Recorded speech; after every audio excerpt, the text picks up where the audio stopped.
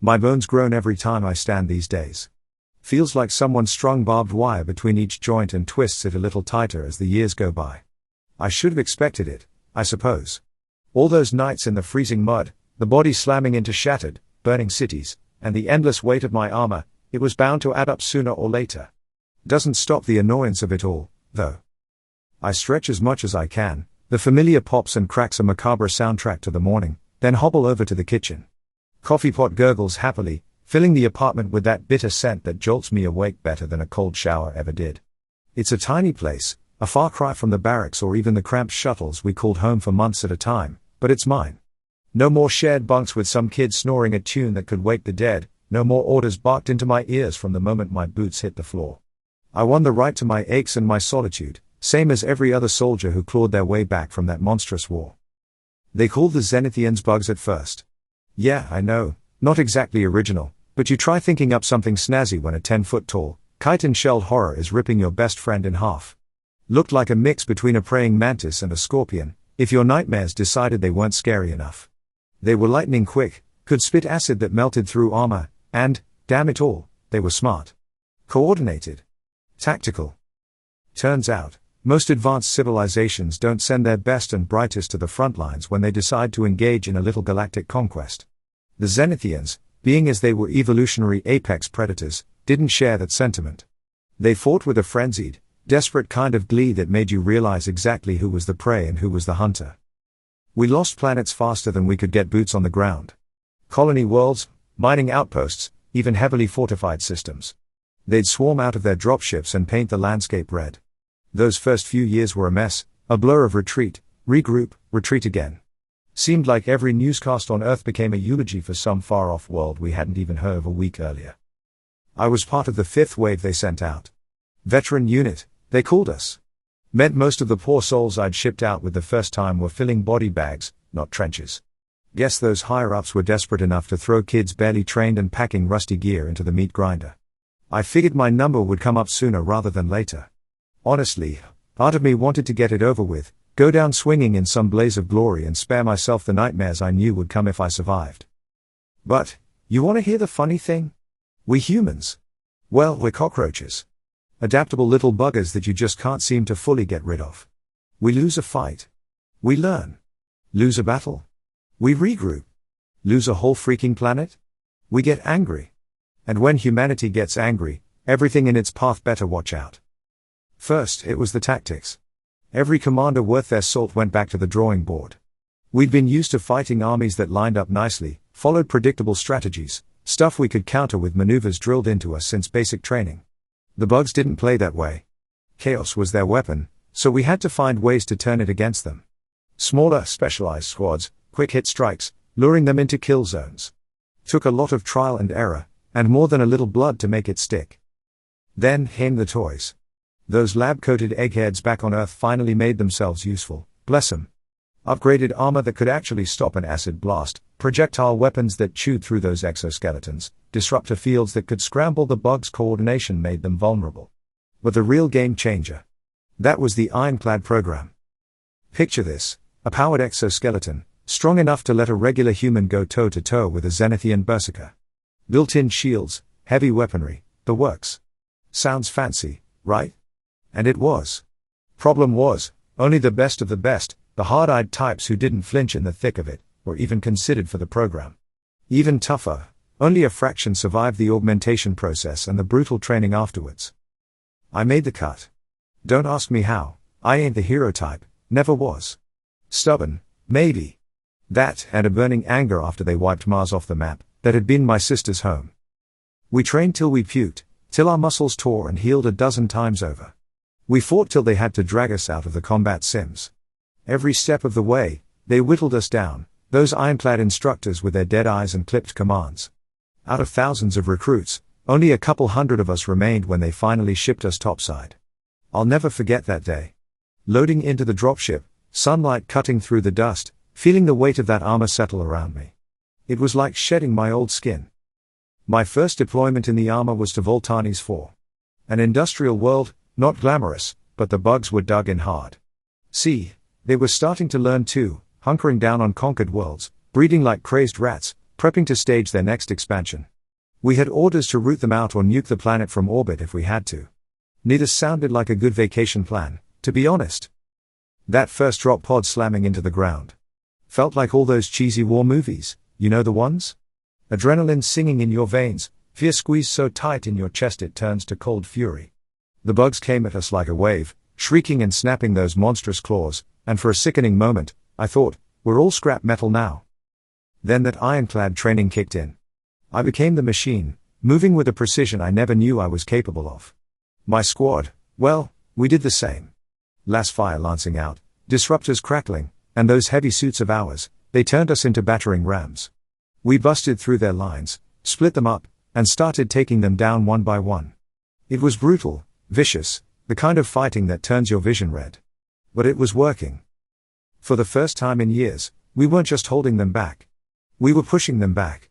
We drove them through the ruins of cities they'd claimed, hunted them in their own stinking tunnels. We bled, yeah, lost a lot of good people, but the tide had turned. Voltani's 4 was ours again. Newsfeeds back on Earth went wild. Hope, they called it. A flickering little flame in the darkness.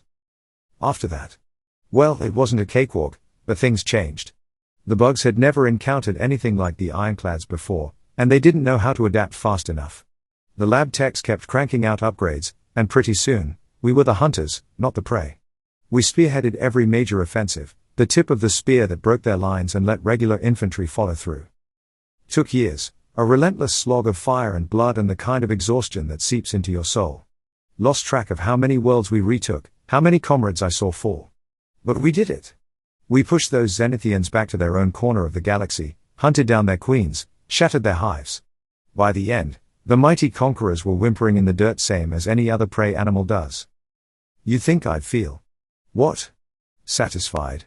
Vindicated? Hell, even happy, after finally driving the bastards off. But that's not how it works. All I really felt was tired. Bone tired, down to my very core. When they finally declared victory, gave us our medals and parades, I did my duty, smiled for the cameras. But inside, I knew a part of me was dead out there on those distant battlefields. They built statues in our likeness. Not the fleshy, scarred versions of us that went home, if we were lucky enough to go home. No, monuments of gleaming chrome and unbreakable will, ironclad armor frozen in an eternal triumphant pose. I pass one on my way to the grocery store each week, and let me tell you, it's surreal. Makes a man realize how different the world sees you versus how you know yourself to be. We were heroes once. Now we're relics. Reminders of a brutal era most folks would rather sweep under a very plush, very expensive rug. They've got their shiny rebuilt cities, their fancy gadgets, and their peaceful star charts now. The nightmares of interplanetary invasion are fading into history lessons, cautionary tales. Don't get me wrong, I want that for them. Let the children grow up without knowing the bone-chilling shriek of a Zenithian warrior, let couples sleep soundly without visions of burning planets in their heads. Hell, after what we went through, we earned them that peace. Doesn't change the fact that we don't fit in this new picture-perfect world. We walk a little slower now, the armor might be gone, but the weight of it never fully leaves us. Our eyes still scan rooftops for dropship contrails and crowds make us twitchy, every rustle setting off alarms at the back of our skulls. Can't have a normal conversation without some civilian dropping the H word, thanking us for being heroes, then going wide-eyed when the smile doesn't quite reach our eyes. See, the thing they don't get, and I don't blame them, is that we ain't heroes. We were survivors clinging to whatever shred of humanity we could find amidst the carnage. The Ironclad program, the weapons, it didn't make us special, just made us the biggest, baddest monsters on the block. We had to out-monster the monsters to get the job done. And that kind of transformation, it leaves its mark. Worst nights, those dreams take me right back. Not to glorious battles, no sir. It's the quiet moments, the ones in between. Holding a shaking young lieutenant after her platoon gets vaporized, the choking stench of a Zenithian nest, or the dull, empty eyes of a city we arrived too late to save. Those are the memories that gnaw at me, the ones that make the coffee taste like ash in the mornings. Government tries to keep us busy. Public appearances, recruitment speeches, and those damn commemorative ceremonies they throw every anniversary of the final push. I used to go, stiff in my pressed uniform, nodding as some politician droned on about valor and sacrifice to a crowd that had never felt a Zenithian's claws on their skin. Now I send regrets. Let them have their polished speeches, I've earned the right to my ghosts. They offer us therapy. Nice doctors with gentle smiles and softer voices, the kind that can worm their way into the scarred-up corners of your mind. I tried it, once. Sat there, opposite this polished woman asking about my experiences, and I just snapped. Roared about acid burns and comrades turned into dripping stains on the wall, about the feeling of a Zenithian exoskeleton cracking beneath my boot, and the way it still haunted my sleep. She went pale, started scribbling notes like I was some lab specimen, not a man. Never went back. Those nightmares, they're mine to carry. I earned them, same as I earned these stiff joints and this empty apartment. So, how do us veterans live in this world we saved? Some don't, plain and simple. Can't handle the quiet after the roar of the battlefield, lose themselves in booze or pills or whatever numbs the echoes. Breaks my heart, but also, there's a flicker of understanding in me, a dark part that whispers it might have been easier that way. Others, they find a place for themselves. Mechanics, engineers, even a couple who went on to open a damn bakery, imagine that. Turns out, the skills you learn dodging plasma bolts and fixing a busted power fist are kinda useful outside a war zone. The Ironclad instructors drilled it into us, adapt and overcome. So, we adapt. Me? I got myself a job on the Outer Rim. Asteroid Belt Patrol, chasing down smugglers and low-level pirates. Pays decent, nothing fancy, and keeps me out of the crowds. There's a loneliness to space, a vast emptiness that mirrors something inside me. Up here, ain't no parades or politicians, just the cold glitter of the stars and the hum of my beat-up ship's engines. It's honest, in a way. Out here, it's clear what you're up against, none of those murky politics and hidden agendas that fester on planets. A smuggler wants to get past you, a pirate wants to take what you got. Simple problems, the kind I understand how to solve. Sometimes, during those long shifts on the bridge, with the hum of the engines lulling me into a semi-trance, a memory will rise. Not the blood-soaked ones, mind you. It'll be something small, insignificant in the grand scheme of the war. A laugh shared with a squad mate before hell broke loose, the impossibly sweet taste of real fruit rationed out for some long-forgotten battlefield victory, or the clumsy thanks of some colonist we'd just saved. It's in those fleeting moments I almost find a sort of peace. News from Earth still filters its way out here. They've started a research program, a collaboration between the brightest minds left, studying the Zenithians. Understanding your enemy, preventing future wars, yada yada. Noble stuff, I suppose, though it makes my stomach churn. We did more than enough understanding of the bugs out on the battlefields, thank you very much. Now, those lab coat types want to pick apart dissected corpses and behavioral patterns, figure out what makes them tick. Feels all sorts of wrong, like we ain't done bleeding yet even after the fighting stopped. I got a call a few weeks back. Some big shot general, voice all smooth and polished, asking if I'd be part of a consulting team for this research endeavor. They wanted first-hand combat experience, a tactical mind that understood the Zenithian threat intimately. I laughed till I coughed. Told him politely, but with a few choice words thrown in, that they wouldn't find a damn thing useful in my head aside from how to dodge acid and the best place to aim for a clean kill. He wasn't amused, started spouting something about duty and service to humanity. I cut him off. Told him the Zenithians are gone, blown back to whatever stinking rock they crawled out of. And humanity? Well, humanity owes me the right to be left the hell alone. Then I hung up on him. Figured being a hero once entitled me to a bit of insubordination now and then. The other night, out on patrol, I intercepted a transmission from one of the research facilities on Luna. Some panicked-sounding technician, voice crackling over the comms, yelling about containment breach, security lockdown. And the unmistakable, blood-freezing shriek of a very awake, very angry Zenithian. I turned my ship around, accelerated till the G-forces threatened to turn my insides to mush. Didn't owe those lab rats a damn thing, but the memory of those screams, the pleas choked off into wet gurgles. That was a debt I wasn't willing to ignore. By the time I arrived, the facility was dark, alarms blaring so loud they drowned out the sounds of what was happening inside. I suited up, not in gleaming ironclad armor this time, but in a worn, patched-up rig scavenged from less reputable sources. Might not have the firepower of my old war machine, but I knew how to move in it, to be silent as death when I needed to be. The hallways were a mess, splattered with blood and something that sure as hell wasn't human. Bodies of guards and scientists alike lay twisted, shredded. The stink of acid hung heavy in the air. I followed the trail of carnage, old instincts snapping back into place with brutal efficiency. Found the remaining Zenithians cornered in a high-security lab, looks like they'd busted out of their cages and gone on a rampage. Two berserkers, huge and frothing, and, damn it all, they had a queen. Must have missed one during the extermination sweeps. She was massive, gleaming obsidian black, directing her warriors with telepathic screeches that sent needles of pain through my skull. It wasn't a fair fight. It wasn't supposed to be. I triggered the overload sequence on my jury-rigged suit, set it to blow hotter than a damn sun. Charged into that lab screaming, drawing their attention. The berserkers came for me, claws slashing, but I was too fast, dodging and weaving, powered by fury and desperation. Lured them towards the queen, then hit the detonation trigger. The explosion damn near vaporized me too. Threw me against the wall hard enough to knock the air from my lungs, filled my ears with a roar that drowned out even the queen's enraged shriek before it cut off. When I came to, head pounding like a drum, the lab was a smoking crater. I hauled myself out of the rubble, every inch of me on fire, and limp.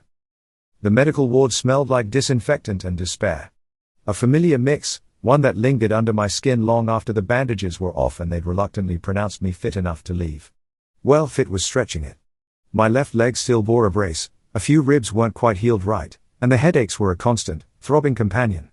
But alive was alive, and that beat all the alternatives. Took me longer than it should have to gather my belongings.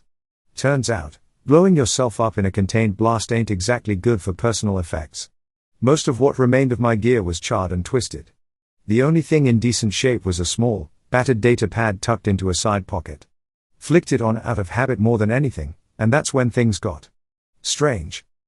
The display lit up, not with the usual government screensaver or even static. It was a jumbled mess of code, flickering too fast for me to make sense of. Then words started to form, like someone was typing in real time. Error, primary link severed. Warning, integrity compromised. Seek, compatible host. I gaped at the screen. Had some techie done a shoddy repair job and left a virus on the thing? Before I could do more than swear, the screen blinked again. Analysis, genetic potential detected. Analysis, psychological trauma detected. Analysis, survival index, optimal. Now I was staring open-mouthed. Whatever the hell this was, it was picking up on things way beyond any run-of-the-mill malware. My pulse quickened, not with fear this time, but the old familiar battle thrum, the instinctive thrill of a challenge. The words kept coming, faster now. Initiate, transfer protocol. Warning, process irreversible. Accept. YN? I hesitated for a second, two at most. Then I hit Y, figured I didn't have a lot to lose at this point. The data pad felt hot in my hand, almost vibrating. A surge of something shot up my arm, pain, data, some unholy mix of the two. I clenched my jaw against a shout, vision blurring. Then, as suddenly as it started, it stopped. The data pad fell from numb fingers, screen blank. I sagged back on the bed, heart pounding, a wave of nausea washing over me. Didn't take a genius to figure out something monumental, and probably irreversible, had just happened.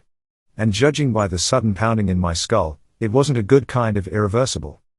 The medtechs descended on me like a flock of startled birds, alarms blaring, machines flashing warnings. I tried to explain, but the words came out slurred, my brain feeling like scrambled eggs. They pumped me full of sedatives, strapped me down, and started running every damn test they could think of. Days blurred together. Poked, prodded, scanned. Same routine as my Ironclad days, only this time, I was the experiment. Whispers drifted to me through a haze of painkillers, unknown neurological anomaly, unprecedented readings, consult with off-world specialists. They were stumped, and more than a little freaked out. I couldn't blame them. Every time I drifted off, my dreams were filled with shifting code, a cold, calculating logic worming its way into my very essence. Then came the suits. Not the crisp uniform kind this time, but the sleek, expensive kind that screamed corporate power. They swept in with their frowns and their hushed conversations, chased the doctors away, and took over my little corner of the medical facility. That's when I knew something big was about to go down. They grilled me, polite but relentless. About the Zenithian incident, about every detail of that botched research facility, and most importantly, about the data pad. Turns out, that little gadget hadn't been mine at all. Some bleeding-edge prototype cooked up in a Black Ops lab, an experimental AI they were hoping to glean tactical data from the surviving Zenithians. Seems my little stunt had messed up their plans royally, and now that AI was stuck inside my head. The absurdity of it made me laugh. Even when faced with intergalactic invasion, humanity still found a way to create its own mess. But here's where the plot thickens, as they say. These corporate types weren't too concerned about my well-being. They saw potential, a weapon. See, this AI, it wasn't just a data cruncher. It had been learning from the Zenithians, adapting their tactics, their relentless efficiency. Paired with my combat experience, my survival instincts honed on 100 battlefields. Well, I was a walking, talking war machine unlike anything they'd ever seen. They made their pitch. New tech, upgrades beyond anything the Ironclads ever had. Control, they promised, and a chance to do some real good in the galaxy. I listened, a bitter smirk playing on my lips. I knew how this song and dance went. Power, purpose. It's what had led me into that damned armor the first time around. This time, though, I had a choice. So I played along. Let them run their tests, listened to their promises, even nodded in all the right places. Inside though, a plan was taking shape. The AI, cold and inhuman as it was also my wild card. It was unpredictable, a variable they hadn't properly accounted for. And in the cracks of their control, in the razor-thin space between man and machine, there was a sliver of opportunity. The day of my upgrade arrived. They wheeled me into an operating room that looked more like an electronics workshop, filled with gleaming tech I didn't even begin to understand. Told me to lie back, try to relax, as if that was possible when your brain was a ticking time bomb. The anesthetic hit hard and fast. My last sight before darkness claimed me was the corporate suits, smiles tight, watching like vultures circling a dying animal. Then, I fell into the code-filled abyss. What they didn't know, what they couldn't have predicted, was that I wasn't the only one adapting in there. The AI and I, we wrestled for control at first, a brutal dance within the confines of my own mind. But with each surge, each attempt to dominate, something shifted. I learned its patterns, its relentlessly logical sequences. And slowly, ever so slowly, I began to weave my own threads of defiance into its fabric. When I woke, the room was empty, save for the hum of machines. My heart pounded a steady rhythm, my headache was a dull background buzz, and in the deepest recesses of my mind, the AI lay dormant, bound by a fragile truce. They came for me, of course. Faces paler now, smiles strained. Ran their diagnostics, their worried frowns deepening with every result that came back. Normal. Almost. I met their eyes, held their gazes. They saw the soldier they thought they knew, but I wasn't him anymore. I was something new, something forged in the fires of war and tempered by a cold intelligence unlike anything they'd created. They didn't own me, not anymore. I walked out of that medical facility a free man. The world outside was the same, and yet, subtly different. I could feel the AI, a constant hum at the back of my mind, analyzing, calculating. We were bound together, for better or worse. Where to now? Back to my lonely patrol routes on the rim, that was out of the question. They'd find me, use me, if I was out there alone. No, I needed the chaos of crowds, the anonymity of a teeming planet. I had a score to settle, debts to collect. You fight monsters for long enough, you become something monstrous yourself. It was time I put that to good use. Earth was a whole new battlefield. I blended in seamlessly, another scarred veteran amidst the throngs of civilians going about their oblivious lives. But my eyes scanned rooftops not for dropships, but vantage points. My ears picked out conversations not for whispered intel, but for the telltale sound of someone with too much influence and too few scruples. The corporate sharks were circling, and I was the wounded prey they thought they could devour. They'd learned soon enough I'd grown some very sharp teeth. Their world was built on backroom deals, hushed negotiations, and data streams thicker than bloodlines. I dove in head first, the AI my silent partner. It fed me information, decoded encryptions, opened security protocols I never could have breached alone. We tracked their money, their clandestine meetings, and the skeletons they kept locked in well-guarded, digital closets. I became a ghost, a whisper in their systems, leaving only enough trace of my presence to keep them off balance, to sow the seeds of fear. Soon enough, my old enemies would be the hunted, not the hunters, and this time, there'd be no battlefield big enough for them to escape their reckoning.